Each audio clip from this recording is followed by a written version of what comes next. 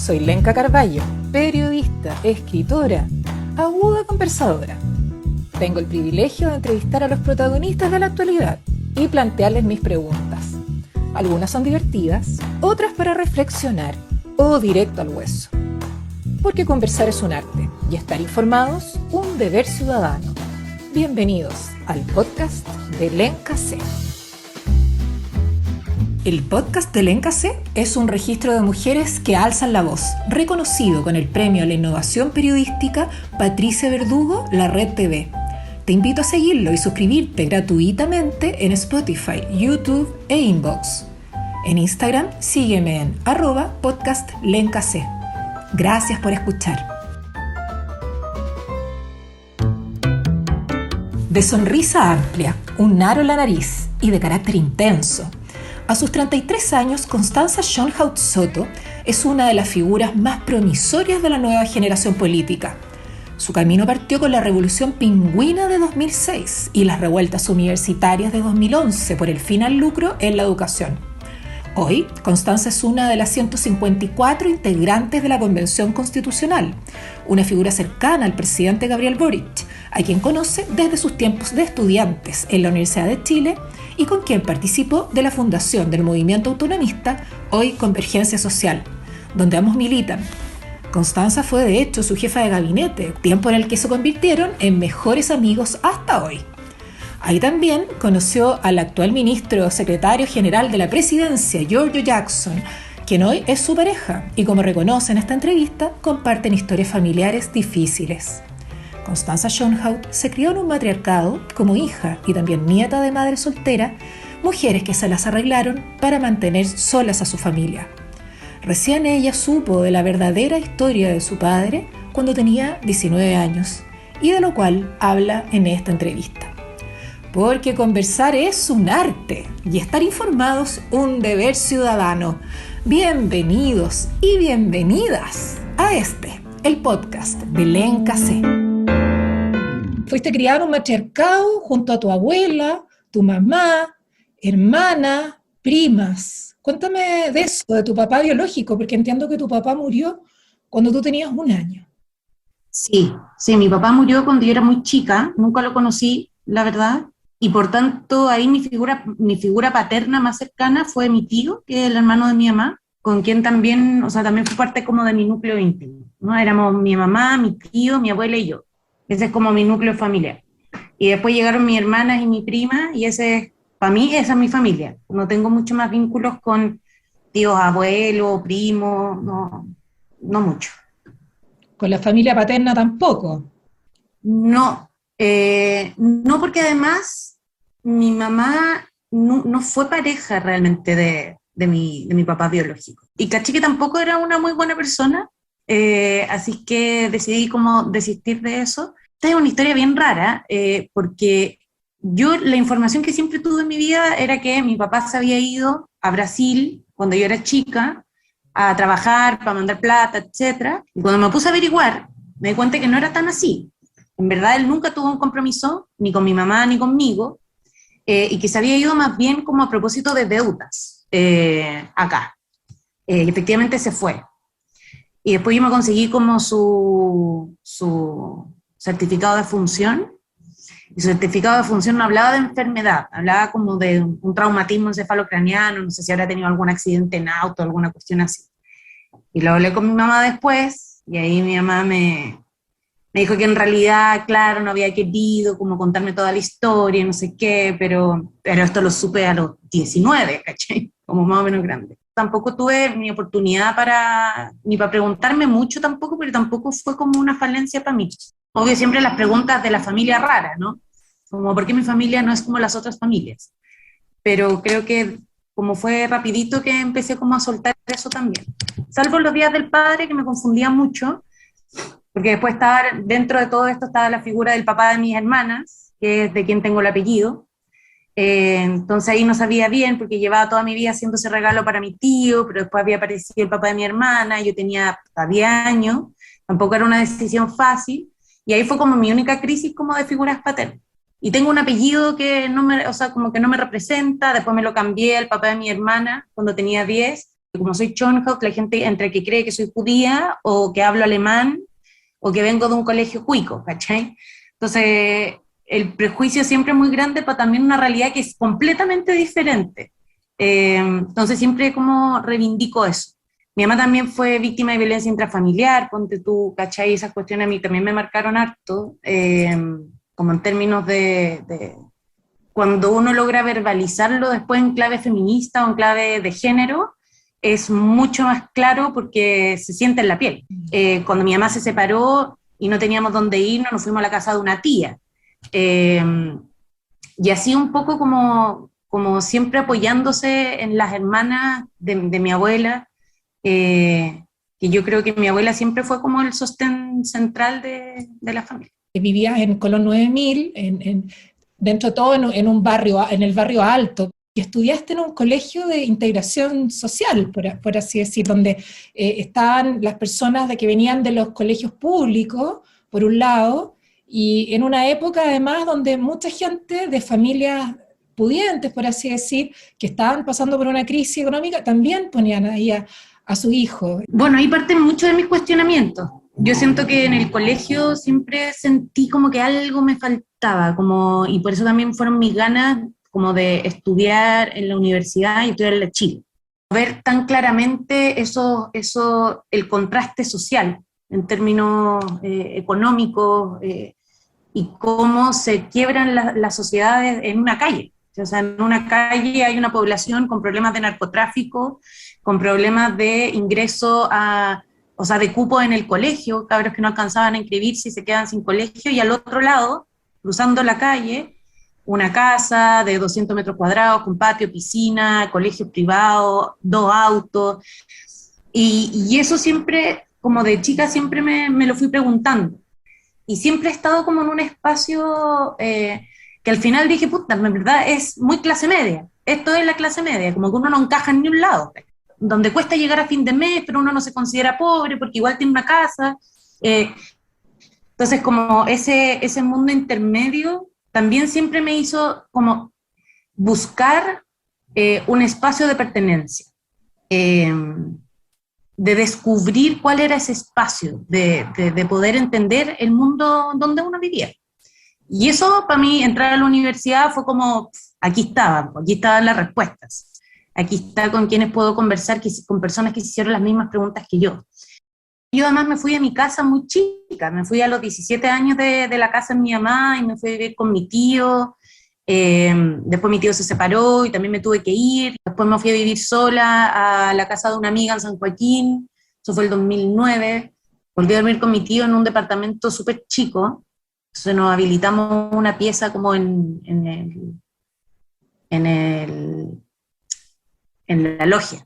La mamá hay una pieza, porque era mi abuela, mi tío y yo. Una de tus hermanas tiene una discapacidad cognitiva, ¿no? La Martina tiene trastorno espectro autista, va a un colegio especial también, que bueno, dura hasta los 24 años, después nadie sabe qué pasa. La exigencia que requiere la Martina también consumió mucho mi mamá, con un papá bien ausente en esto.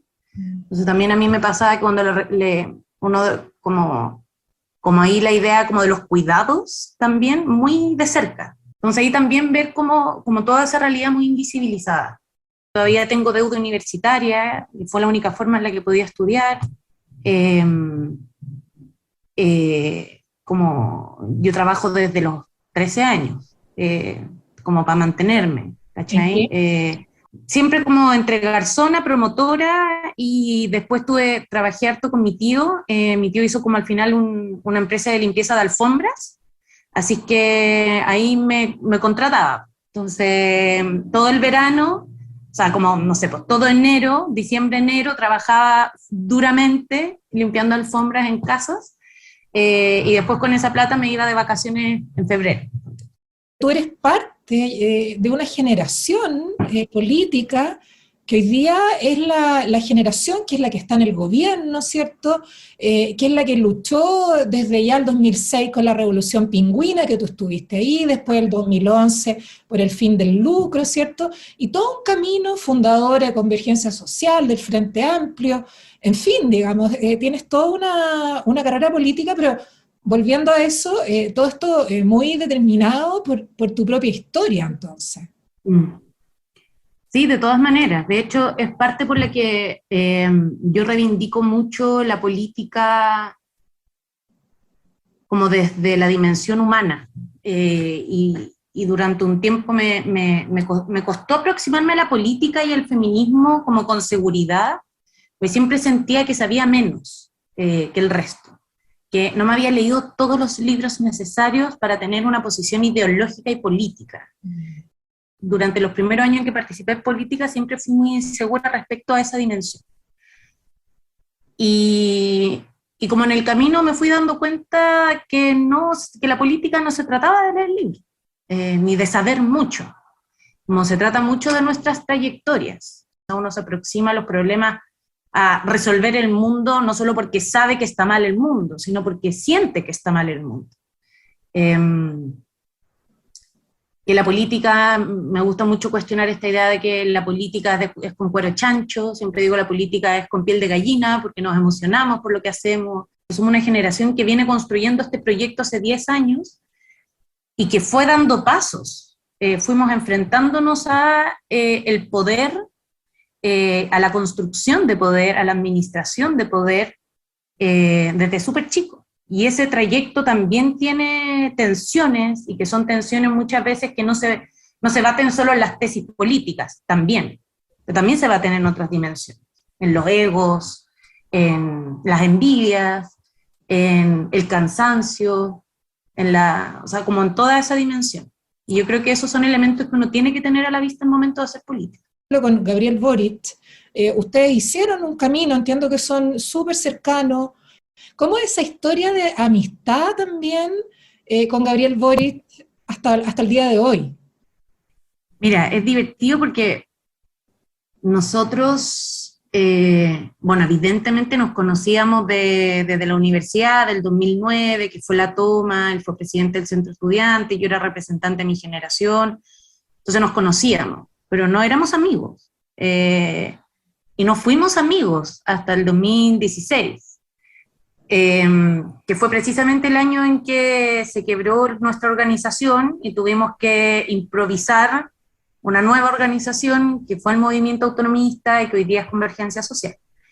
Y él me pidió, cuando estaba todo muy tenso, me llamó y me pidió que fuera su jefa de gabinete para intentar, porque yo estaba en una posición intermedia, de unidad, no estaba en ninguno de los dos como bandos. Y entonces me lo pidió también como único parlamentario del espacio, intentar hacer un gesto de diálogo más transversal. Y a mí me sorprendió mucho, yo estaba haciendo mi práctica, estaba en la mitad de la práctica en la Defensoría Penal Pública, donde me consumía mucho tiempo también, eran todos los días de la semana, media jornada. Pero era una tarea muy importante y teníamos que salvar lo que habíamos construido desde el movimiento estudiantil. Y ahí empezamos a construir nuestra amistad. Y también hay muchas conversas existenciales que se fueron dando durante ese periodo en la que encontramos muchos puntos en común de nuestros temores, fantasmas. Y ahí nos conocimos mucho. Y ahí fue donde forjamos como esta amistad. Que, bueno, somos mejores amigos también, hasta hoy día. Y nos cuesta cómo mantener la amistad, porque ambos también tenemos somos ambos medios mañosos, pero ya hemos aprendido cómo a decir, ya, ok, hablemos después. Yo soy bien corta de genio, me enojo harto. Tengo enojos que son más fuertes que otros, pero en general estoy como enojada con cosas. Me molesta cuando me hacen esperar, se me ofusco, qué sé yo, me enojo cuando alguien tenía que traer algo y no lo trae. O sea, como desde las cosas más chiquititas hasta las más grandes soy un poco enojona. Y Gabriel es un poco, bueno, no sé si a esta altura no debería hablar tanto del presidente, eh, pero en algunos casos es un poco tosudo. Por tanto, cuando se bloquea a escucharme, por ejemplo, yo me enojo. Y cuando yo me enojo, elevo un poco la voz, y Gabriel es muy intolerante a que le eleven la voz. Entonces, de repente tenemos como esos choques que antes eran, o sea, al principio era como que terminábamos los dos enojados y no hablando durante 2 días, y que ahora ya sabemos cuándo decir ya, no hagamos esto, cuidémonos, después hablamos. ¿Lo viste venir esto, que Gabriel Boric pudiera llegar a ser presidente? ¿Notaste alguna vez en él ciertos rasgos de una persona que podía llegar a ser un estadista, por ejemplo? Eh, o tal vez por estar tan adentro, te costó mirarlo eso. Yo creo que Gabriel siempre fue una persona, siempre ha sido una persona muy asertiva, que además le tocó liderar procesos muy formativos políticamente. Movimiento estudiantil, organización política, parlamentario cuando éramos dos del Frente Amplio, eh, y yo creo que esos procesos formativos le fueron entregando herramientas que lo fueron también constituyendo como un liderazgo muy claro en nuestro sector y con mucha proyección. Eh, pero además creo que su liderazgo ha sido posible porque hemos construido una organización fuerte detrás. ¿Y cómo fue ese momento, Constanza, cuando hay que decidir que él sea el candidato presidencial? ¿Cómo lo recuerdas esas conversaciones, por ejemplo? Yo, debo confesarlo, era de quienes creía que no teníamos condiciones todavía para poder sostener una candidatura de Gabriel cuidando a Gabriel, sin que se expusiera solo, digamos. Fui minoría, así que finalmente se impuso la posición de que era el mejor candidato que podíamos tener, que todos lo considerábamos, y que nada, había que hacer el compromiso y generar las condiciones para cuidarlo, proyectarlo y que llegara a buen puerto su candidatura. Pero fue complejo. Y después fueron las elecciones, donde también nos dimos cuenta que nos habíamos quedado con una imagen del 2019 súper parcial. Y por tanto, cuando salió su candidatura, después cuando fueron las elecciones, la primaria, nos dimos cuenta que había un proyecto, o sea, que el proyecto Frente Amplio seguía vivo, que había tenido un traspié, pero que generaba confianza en la ciudadanía. Y cuando dices que tú no eras partidaria porque sentías que no era el momento y que había que cuidarlo, ¿te refieres y dices que el 2019 para él fue difícil? Yo interpreto que por el estallido social, él firmó el acuerdo, también en la misma calle, ¿no? Lo funaron. ¿Te refieres a eso? Fueron meses en que estuvo muy expuesto y por tanto también había un diagnóstico de que su liderazgo estaba muy cuestionado, y por tanto ponerlo en primera fila sin las capacidades para poder relegitimar o recomponer ese liderazgo era muy riesgoso. Eh, pero finalmente, entre el talento propio de Gabriel y eh, la disciplina y la convicción militante, lo sacamos adelante. Y la otra historia que se fue construyendo, así como esta amistad con Gabriel Boric, es la historia que tienes tú con Giorgio Jackson. Hoy día, también eran amigos, ¿no? Partió así. Eh, o sea, no éramos amigos, pero eran dos diputados del Frente Amplio, por tanto éramos como un gran equipo, y ahí fuimos generando también cierta cercanía. Pero nuestra relación surgió mucho después, como para la campaña presidencial. Ah, ya. Y por lo que tú cuentas, me da la impresión de que además tienen historias parecidas, familiares, ¿o no? Un poquito, sí, tenemos un poquito de historias similares. Eh, como hermano, bueno, él no es el hermano mayor, pero es de los hermanos mayores, o sea, también un rol muy importante como en la cocrianza de hermanas más chicas. También se formó en una familia con puras mujeres, eh, y bueno, y también otras historias familiares que tenemos en común. ¿Cómo es esto de que se mezclan tantas emociones finalmente, ¿no? La amistad con Gabriel Boric, en un momento político como el de hoy día, tú en la convención, además, con Giorgio Jackson, que está en este cargo tan relevante y de tanto poder hoy día dentro de la moneda, habiendo además tantos afectos cruzados. Eh, es complejo. Para mí, sobre todo desde lo afectivo, porque yo estoy como en el carril de al lado, estoy en la convención, en otro ritmo. Entonces, claro, a veces se siente la distancia cotidiana de los afectos cuando además uno venía trabajando como en el mismo espacio hace años. Y la preocupación, yo creo también, como la preocupación compartida con distintos vectores respecto de cómo estamos viviendo el proceso. Porque es difícil, o sea, el proceso de la convención es difícil, la instalación del gobierno ha sido difícil, y además tenemos una responsabilidad muy grande sobre nuestros hombros, y eso también a veces es un poco vertiginoso. Entonces, ahí yo creo, no solo entre nosotros, sino nuestro grupo de amigos, que están todos de alguna manera involucrados en llevar adelante este proyecto desde los espacios donde nos toca. En general tratamos de mantener espacios de cuidado entre nosotros, de vernos, de compartir, de no perder esa dimensión.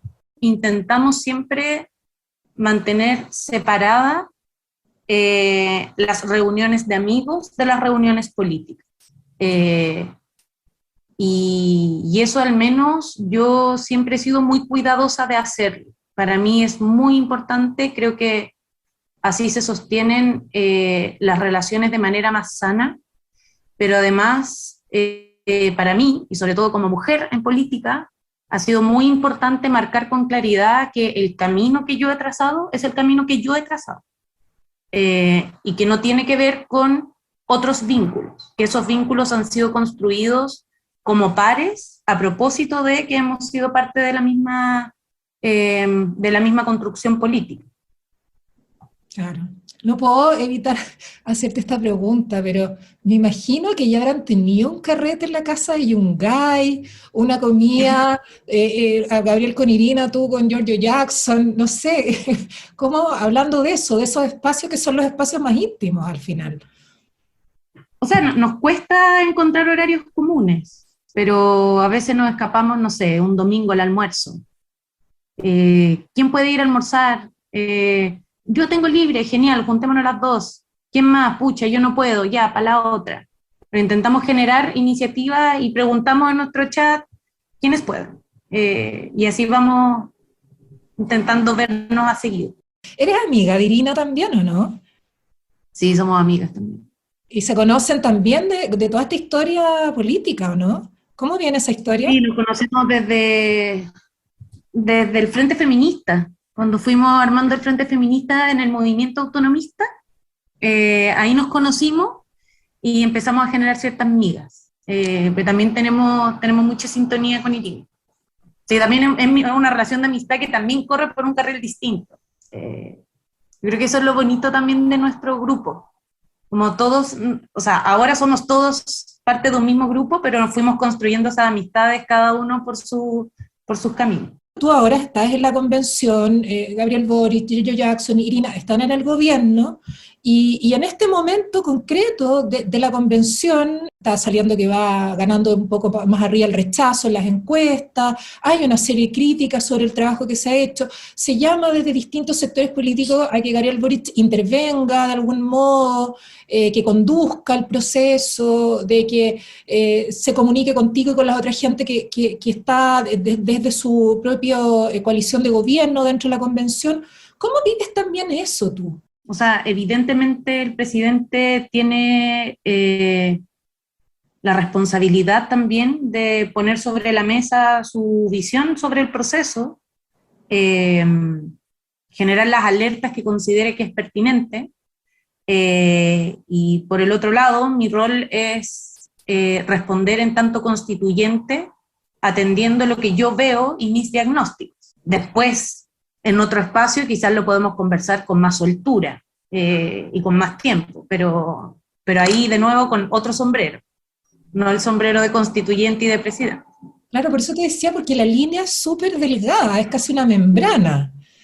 Lo que separa, ¿cierto?, una cuestión de otra, y además, por lo que tú me cuentas, con caracteres bastante intensos ambos, ¿cierto?, donde tú eres enojona en el fondo, y él también es un poco obstuso, por lo que me estabas contando, y en un momento que es tenso, como dices tú, la política es tensa, en un momento de mucha expectativa, y donde el gobierno de Boric de alguna manera va súper amarrado de lo que pase con la Constitución y lo que pase en el plebiscito que hoy día sabemos que va a ser el 4 de septiembre. Evidentemente que el proceso constituyente tiene mucho que ver con el gobierno que fue impulsor del proceso constituyente, que no es neutro frente al desenlace de la nueva Constitución, pero el horizonte político que estamos trazando, el sentido de responsabilidad que supone esto, es compartido. Y yo creo que en ese sentido, digamos, cada uno está haciendo su pega en su lugar para llegar al mismo destino. ¿Te preocupaste cuando viste la encuesta? No alcancé a preocuparme, honestamente. La información, como la velocidad de la convención hace que la información pase muy rápido, uno la incorpora y empieza a buscar soluciones. Al menos yo soy un poco así. Como mi rol en la política siempre ha sido articular, escuchar, sintetizar, hacer encajar, hacer que las cosas pasen. Tenemos un problema, las encuestas, hay 4 encuestas que dicen que va ganando el rechazo, ok, ¿qué hay que hacer para revertirlo? No puede pasar que esta Constitución se rechace. Por tanto, hay que hacer todo lo que hay que hacer para que se apruebe. Pragmatismo en esto. Y que no puede ser que se rechace, pero también hay gente que dice, y tampoco puede ser aprobada por un 50+1 porque no tendría tanta legitimidad. Evidentemente yo preferiría que fuera una Constitución, digamos, que sacara ventaja, o sea, que el apruebo le sacara ventaja al rechazo. Pero al final del día, creo que aquí lo que nos estamos jugando es una Constitución democrática versus una Constitución no democrática. Y en eso uno no tiene cómo perderse. Yo espero que esta sea una Constitución que pueda ir adaptándose a los tiempos y que por eso no cuente con estos cerrojos autoritarios, sino que cuente con herramientas para que la ciudadanía y las mayorías se expresen y puedan hacer la propia. Yo creo que esta va a ser una Constitución representativa de Chile. Estoy convencida de eso. Partiendo por datos duros como que de los 160 artículos aprobados, el promedio de aprobación ha sido con el 80% de los constituyentes. No es una constitución partisana como se ha querido plantear. Una constitución que yo creo que va a ser responsable y que se va a hacer cargo de las exigencias y las demandas sociales. Por tanto, yo creo que va a ser una constitución que va a durar un buen tiempo. Todas las personas y actorías en Chile tienen el pleno derecho de hacerse parte del debate político y constitucional, por cierto. Pero creo que aproximarse de manera responsable al debate no admite hacer defensas corporativas del espacio que uno integra. Digamos, no solo en el caso del Senado, sino en ninguno. Porque lo que estamos haciendo es pensar Chile para los próximos 20 o 30 años. Y por tanto es en esa dirección donde hay que hacer. Lo mismo pienso respecto a quienes son críticos de cómo va avanzando la Constitución y plantean terceras vías, o que después se haga una comisión especial para corregir, aproximarse al debate socavando el trabajo que todavía no termina de la convención, también creo que es irresponsable y que genera incertidumbres respecto de un proceso que está en curso y que avanza con las reglas que se dieron desde el principio, incluyendo los 2/3, que suponen acuerdos amplios, muy amplios. De hecho, es el quórum más alto que conocemos, o que sí ha aplicado en Chile. Y por ejemplo, se habla de una casa para todos. ¿Tú lo ves eso posible, una casa para todos? O sea, por cierto que sí. ¿O es utópico en el fondo una casa para todos? Porque una casa para todos, yo por lo menos lo que entiendo es que todos contentos. ¿O no? Yo creo que no necesariamente. Pero sí tiene que ser una constitución que permita que todos participen en igualdad de condiciones de la vida política, económica y social. Y eso se va a asegurar en la Constitución. Y eso para mí es una casa de todos, a pesar de que algunos queden resentidos, ¿no? Porque aquí también lo que nos estamos haciendo cargo es de una Constitución que efectivamente fue hecha a la medida de un grupo pequeño de la sociedad. Eso es parte también de la crisis social que vivimos. Concentración de poder. Aquí lo que vamos a hacer es repartirlo. Y en la medida en que se reparte, se va construyendo entonces una casa donde todos tienen cabida, pero en igualdad. Y eso de repartir el poder, yo creo que es una de las cosas que más debe preocupar, ¿o no? A ciertos grupos sociales, económicos. ¿Cómo has sentido tú esa preocupación que existe? Yo siento los poderes fácticos operando, pero siempre supimos que iba a ser así. Porque distribuir poder cuando lo tienen unos pocos es doloroso para esos pocos. Terminar con algunos privilegios es doloroso para quienes tienen los privilegios. Pero eso no quita lo necesario que es hacer esa repartición, hacer esas correcciones de privilegio para efectos de construir una sociedad sostenida en la paz social. Si la paz social no se decreta, se construye. Y efectivamente van a haber algunos que se van a resistir hasta el final para resguardar sus privilegios o para resguardar su poder. Y yo creo que eso, evidentemente, en un país donde además está tan concentrado los medios de comunicación, el poder económico, el poder político, por cierto que va a ser mucho más difícil el proceso constituyente. Pero tú eres matea, me imagino que también eres autoexigente, y cuando ves, por ejemplo, este resultado de 4 encuestas, me imagino que también tienes que ser autocrítica. ¿Cuál es tu autocrítica también? Que la composición de la convención, si bien es diversa y yo creo que expresa una amplia diversidad en Chile y que ha permitido la representación de voces que han estado excluidas permanentemente de la política, creo que también da cuenta de distintos activismos que a veces están fragmentados, y que por tanto se ponen énfasis a veces en discusiones que son importantes, pero que llegan o son de interés de algunos sectores de la sociedad, no mayoritarios. Además de nuestra incapacidad institucional de comunicar, ¿no? No puede ser que solo sea a través de vocerías de cada colectivo, de cada fuerza política, a través de las cuales se comunica. Y yo creo que nos ha costado liderar un debate político, dar señales a la ciudadanía de que vamos a resolver sus problemas cotidianos. No solo que estamos pensando en los nuevos problemas, sino que también estamos resolviendo problemas históricos, que tiene que ver, por ejemplo, con la violencia hacia las mujeres, que tiene que ver con derechos sociales,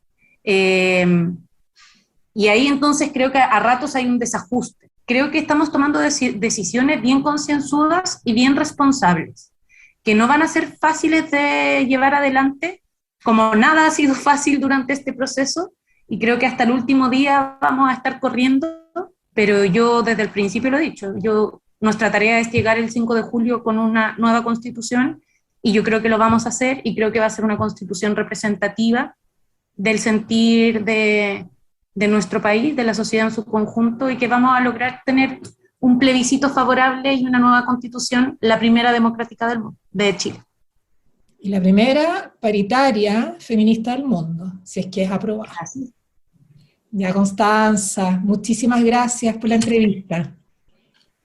Gracias a ti. Si te pareció interesante, quieres más entrevistas, conversaciones, conocer cómo son, qué piensan, cuál es la historia detrás de los protagonistas de nuestro país, te invito a suscribirte a mi canal de Spotify o seguirme en mis redes sociales en Instagram, Twitter y Facebook como @lencac.